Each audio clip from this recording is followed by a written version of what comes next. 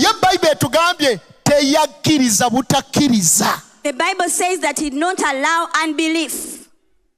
Gamba muliraanwo jaawo obutakkiriza. Take away your unbelief. Jaawo. Just take it away. Buli kintu kyonna kikuyuuza. Everything makes you shake. Ne figure yo neekuyuuza. Even your body shape makes you shake. Ne bw'ofaanana oli muddugavu oyuuga kubanga oba lwakuba ndi muddugavu. The way you look, maybe you're dark skinned and you're shake. Otunuulira engalo zo nazo ne zikuyuuza. You look at your fingers, they make you shake. Ne height yo naye ekuyuuza. Your height makes you shake. Ne figure gy'oyina oba lwakuba ndi munene. Maybe I'm fat.